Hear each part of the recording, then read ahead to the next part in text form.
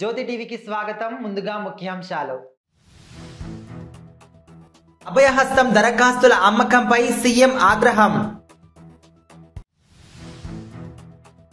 80 కొత్త ఆర్టీసీ బస్సులు ప్రారంభం.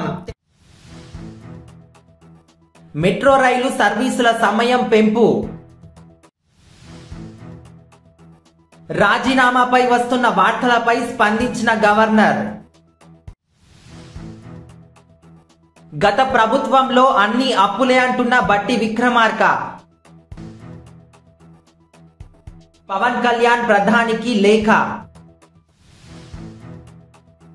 కదం తొక్కిన అంగన్వాడీలు, మంత్రుల ఇళ్ల వద్ద ఉద్రిక్తత. కుప్పంలో అన్నా క్యాంటీన్ను ప్రారంభించిన చంద్రబాబు. తిరుమలలో మరోసారి చిరుత ఎలుగుబంటి కదలికలు. ఇక వివరాల్లోకి వెళ్తే, అభయహస్తం దరఖాస్తుల అమ్మకాలపై సీఎం రేవంత్ రెడ్డి ఆగ్రహం వ్యక్తం చేశారు. ప్రజాపాలన కార్యక్రమానికి సంబంధించి సచివాలయంలో ఉన్నతాధికారులతో సీఎం సమీక్ష చేపట్టారు. దరఖాస్తులను ఎవరైనా అమ్మితే కఠిన చర్యలు తీసుకోవాలని ఆదేశించారు. ఈ మేరకు అవసరమైనన్ని దరఖాస్తులను ప్రజాపాలనలో అందుబాటులో ఉంచాల్సినదేనని స్పష్టం చేశారు. మరోవైపు రైతు భరోసా, పింఛన్లపై అపోహలు వద్దని, పాత లబ్ధిదారులందరికీ యథావిధంగా వస్తాయని చెప్పారు. కొత్తగా లబ్ధి పొందాలనుకునే వారే వీటికి దరఖాస్తు చేసుకోవాలని సూచించారు. తెలంగాణ ఆర్టీసీకి మరో 80 కొత్త ఆర్టీసీ బస్సులు ప్రారంభమయ్యాయి. హైదరాబాద్ లోని డాక్టర్ బిఆర్ అంబేద్కర్ విగ్రహం వద్ద జరిగిన కార్యక్రమంలో బస్సులను మంత్రి పొన్నం ప్రభాకర్ రెడ్డి ప్రారంభించారు. సంస్థ ఎండీ సజ్జనార్, అధికారులు తదితరులు పాల్గొన్నారు. కార్మికుల సంక్షేమం, ఆర్టీసీ పరిరక్షణకు పెద్దపీట వేయాలని సీఎం రేవంత్ రెడ్డి చెప్పారని ఈ సందర్భంగా మంత్రి పొన్నం తెలిపారు. సిసిఎస్ బకాయిలు త్వరగా విడుదల చేస్తామని వెల్లడించారు. న్యూ ఇయర్ వేడుకల సందర్భంగా డిసెంబర్ 31న హైదరాబాద్ మెట్రో రైలు సర్వీసుల సమయం పొడిగించినట్లు మెట్రో ఎండీ తెలిపారు.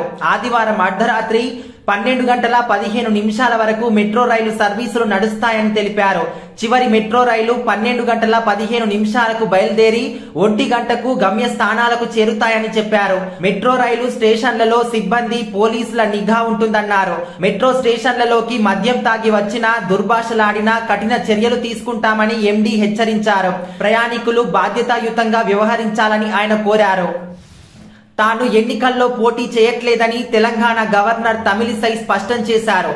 తన రాజీనామాపై వస్తున్న వార్తలు అవాస్తవమన్నారు. అధిష్టానం ఏ బాధ్యత అప్పగిస్తే అది నిర్వహిస్తానని చెప్పారు. నేను ఎప్పుడూ ప్రజలతోనే ఉంటాను. ప్రస్తుతం తెలంగాణ, పుదుచ్చేరి గవర్నర్ గా ఉంటున్నా. ప్రధాని మోదీ రాముడి దయతో విధులు నిర్వహిస్తున్నా. ఎంపీగా పోటీ చేస్తానని ఎలాంటి విజ్ఞప్తి చేయలేదు. ఇందుకోసం ఢిల్లీ వెళ్లలేదు. ఎవరికి రిక్వెస్ట్ కూడా చేయలేదు. వరద బాధితులను పరామర్శించేందుకు తూత్తుకుడి వెళ్లి వచ్చా అని చెప్పారు. గత ప్రభుత్వం విద్యుత్ కొనుగోలు కోసం భారీగా అప్పులు చేసిందని ఉప ముఖ్యమంత్రి బట్టి విక్రమార్క తెలిపారు. ప్రస్తుతం విద్యుత్ కొనుగోలు కింద 59,580 కోట్ల బకాయిలు పెండింగ్ లో ఉన్నాయన్నారు. విద్యుత్ శాఖను పీకల్లోతు అప్పుల్లో ముంచి వెళ్లారని వ్యాఖ్యానించారు. భద్రాచలంలో నిర్వహించిన మీడియా సమావేశంలో ఉప ముఖ్యమంత్రి ఈ మేరకు మాట్లాడారు.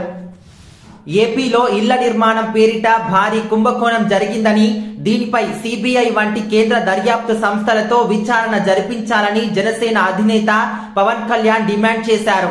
ఈ మేరకు ప్రధాని మోదీకి ఆయన 5 పేజీల లేఖ రాశారు. వైకాపా పాలనలో భూసేకరణ పేరిట 32,141 కోట్ల నిధులు దుర్వినియోగం చేశారు. ఇళ్ల పట్టాలు నిర్మాణంపై ప్రభుత్వ భిన్న ప్రకటనలు చేస్తోంది.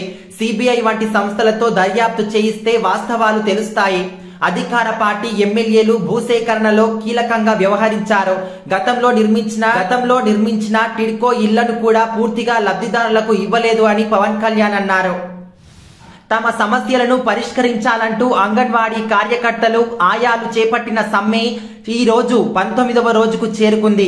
రాష్ట్రంలోని అన్ని జిల్లాల వ్యాప్తంగా వివిధ రూపాల్లో కార్యకర్తలు నిరసనలు వ్యక్తం చేస్తూనే ఉన్నారు.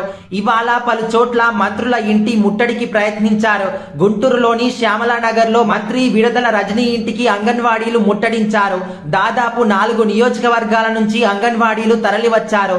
ప్రభుత్వం స్పందించే వరకు సమ్మె కొనసాగిస్తామని స్పష్టం చేశారు. చిత్తూరు జిల్లా కుప్పం నియోజకవర్గంలో తెదేపా అధినేత చంద్రబాబు నాయుడు 3వ రోజు పర్యటన కొనసాగుతోంది. ఈ సందర్భంగా R&B అతిథి గృహం నుంచి బస్టాండ్ కూడలి వరకు భారీ ర్యాలీ నిర్వహించారు. బస్టాండ్ సమీపంలో ఏర్పాటు చేసిన అన్నా క్యాంటీన్ ను ఆయన ప్రారంభించి స్వయంగా భోజనం వడ్డించారు. ఈ సందర్భంగా భారీగా తరలివచ్చిన ప్రజలను ఉద్దేశించి చంద్రబాబు ప్రసంగించారు. ప్రజల ఉత్సాహం చూస్తుంటే వైకాపాను గద్దె దించడానికి సిద్ధంగా ఉన్నారని అనిపిస్తుందని అన్నారు. తిరుమల అలిపిరి నడక మార్గంలో మరోసారి చిరుత ఎలుగుబంటి సంచారం కలకలం రేపింది.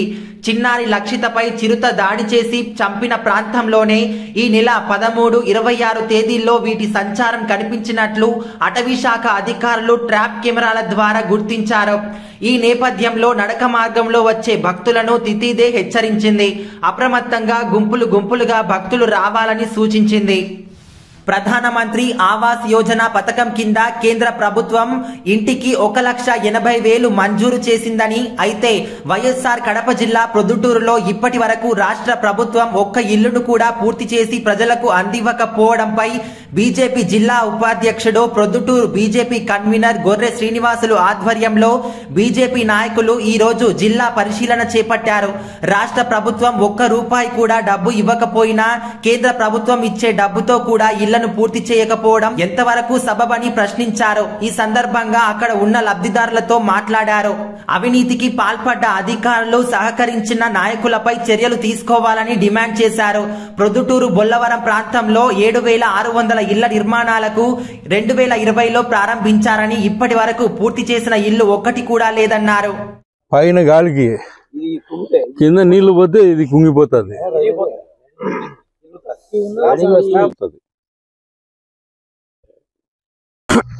కేంద్ర ప్రభుత్వము ప్రతిష్టాత్మకంగా తీసుకొని ఆవాస్ యోజన స్కీమ్ తీసుకొచ్చి ఇటు రాష్ట్ర ప్రభుత్వానికి మిగతా ప్రాంతాలకు మిగతా రాష్ట్రాలకు కూడా ఇవ్వడం జరిగింది. ఒక్కొక్క గృహానికి ₹1,80,000 కేంద్రం నిధులు విడుదల చేసింది. అదే సందర్భంలో స్థల సేకరణకు కూడా కేంద్ర ప్రభుత్వం డబ్బులు ఇవ్వడం జరిగింది అదనంగా. ఇక్కడ ప్రొద్దుటూరు నియోజకవర్గంలో టౌన్కు సుమారుగా 6-7 కిలోమీటర్ల దూరంలో పెద్దశెట్టిపల్లె రోడ్డులో సుమారు 6,000 ఇళ్లను లాస్ ఏంజిల్స్ రాయలసీమ అసోసియేషన్ వారి సహకారంతో నిరుపేద దివ్యాంగురాలికి మోటార్ సైకిల్ వితరణ వైఎస్ఆర్ కడప జిల్లా ప్రొద్దుటూరు పట్టణంలోని ఆదరణ స్వచ్ఛంద సేవా సంస్థ వారి ఆధ్వర్యంలో ఈ రోజు అమృతనగర్ కు చెందిన మాబుచాన్ అనే దివ్యాంగురాలికి నార్త్ అమెరికా నందు గల లాస్ ఏంజిల్స్ రాయలసీమ అసోసియేషన్ వారి సహకారంతో ఆదరణ స్వచ్ఛంద సేవా సంస్థ కార్యాలయం వద్ద ఆదరణ స్వచ్ఛంద సేవా సంస్థ గౌరవ సలహాదారుడు శ్రీ సివి సుబ్బారావు చేతుల మీదుగా 3 చక్రాల మోటార్ బైక్ అందజేయడం జరిగింది. ఈ సందర్భంగా సంస్థ అధ్యక్షుడు సత్యనారాయణ మాట్లాడుతూ తన చిన్ననాటి మిత్రురాలు పూజ, ఆమె భర్త రాము లాస్ ఏంజిల్స్ రాయలసీమ అసోసియేషన్ వారి సహకారంతో ₹1,50,000 విలువ చేసే 3 చక్రాల వాహనం అందజేయడం సంతోషమని, అందుకు సహకరించిన పూజ, రాము గారికి అలాగే లాస్ ఏంజిల్స్ లోని రాయలసీమ అసోసియేషన్ వారికి ఆదరణ స్వచ్ఛంద సేవా సంస్థ తరపున హృదయపూర్వక ధన్యవాదాలు తెలియజేయడం జరిగింది. ఈ కార్యక్రమంలో ఆదరణ స్వచ్ఛంద సేవా సంస్థలోని కార్యదర్శి మాధవ, సహాయ కార్యదర్శి సాయి తదితరులు పాల్గొన్నారు. అందులో భాగంగానే మేము చేస్తున్నటువంటి సేవా కార్యక్రమాలు గమనించి ఈ అమ్మాయికి సహాయం చేయడానికి ముందుగా వచ్చారు. వారికి మా ఆదరణ సంస్థ తరపు నుండి అలాగే అమ్మాయి తల్లిదండ్రుల నుండి హృదయపూర్వక ధన్యవాదాలు, కృతజ్ఞతలు తెలియజేస్తున్నాము. అలాగే మేము చేస్తున్నటువంటి కార్యక్రమాలకు మాకు ప్రతినిత్యము సహకరిస్తున్నటువంటి వారెవరంటే నా చిన్ననాటి మిత్రులు. సమ్మె విచ్ఛిన్నకర చర్యలకు పాల్పడితే సహించేది లేదు. 5వ రోజు సమ్మెలో నల్ల బెలూన్లతో నిరసన తెలియజేసిన మున్సిపల్ కార్మికులు. యూనియన్ కార్యనిర్వాహక అధ్యక్షుడు దియ్యాల హరి వైఎస్ఆర్ కడప జిల్లా బుద్వేల్లో ఈ రోజు మున్సిపల్ కార్మికులకు జగనన్న ఇచ్చిన హామీలు అమలు చేయాలని రాష్ట్ర వ్యాప్తంగా నిర్వహిస్తున్న సమ్మె 5వ రోజులో భాగంగా బుద్వేల్ పురపాలక సంఘ కార్యాలయం వద్ద బుద్వేల్లో మున్సిపల్ వర్కర్స్ ఎంప్లాయీస్ యూనియన్ పట్టణ కమిటీ ఆధ్వర్యంలో రాష్ట్ర ప్రభుత్వ తీరును నిరసిస్తూ నల్ల బెలూన్లతో తమ నిరసన తెలియజేశారు. ఈ సందర్భంగా యూనియన్ పట్టణ కార్యనిర్వాహక అధ్యక్షుడు దియ్యాల హరి మాట్లాడుతూ రాష్ట్ర ముఖ్యమంత్రి ఇచ్చిన హామీలను అమలు చేయాలని గడిచిన 5 రోజులుగా మున్సిపల్ కార్మికులు రాష్ట్ర వ్యాప్తంగా నిరవధిక సమ్మె నిర్వహిస్తుంటే ప్రభుత్వం సమ్మె విరమణకు అవసరమైన చర్యలు చేపట్టి కార్మికుల సమస్యలు పరిష్కరించాల్సింది పోయి కార్మికుల సమ్మెను విచ్ఛిన్నం చేయుటకు గ్రామ వార్డు సచివాలయ కార్యదర్శులు బయట కూలీలతో పారిశుద్ధ్య పనులు చేయించాలనుకోవడం, అధికారంలోకి రాకమునుపు మాట తప్పను మడమ తిప్పను అనే నినాదంతో హామీలు ఇచ్చి నేడు మాట తప్పి మడమ తిప్పడం సిగ్గుచేటని వారన్నారు. మున్సిపల్ కార్మికుల సమ్మెకు బుద్వేల్ పురపాలక సంఘం 13వ ward Telugu Desam party councillor Sheikh Hasan తమ సంపూర్ణ మద్దతును ప్రకటించారు. మున్సిపల్ కార్మికులకు ఇచ్చిన వాగ్దానాలను నిలబెట్టుకోవాలి. ముఖ్యమంత్రి గారు మున్సిపల్ కార్మికులందరినీ సమ్మె చేస్తున్నా పట్టించుకొని రాష్ట్ర ప్రభుత్వం గత 5 రోజులుగా సమ్మె చేస్తున్నా పట్టించుకొని రాష్ట్ర ప్రభుత్వం మాట ఇచ్చి మాట తప్పిన ముఖ్యమంత్రి మాట ఇచ్చి మాట తప్పిన ముఖ్యమంత్రి మాట ఇచ్చి మాట తప్పిన ముఖ్యమంత్రి మున్సిపల్ కార్మికులందరినీ ఇంతటితో వార్తలు సమాప్తం. జ్యోతి టీవీని లైక్ చేయండి, షేర్ చేయండి, సబ్స్క్రైబ్ చేయండి. Thank you.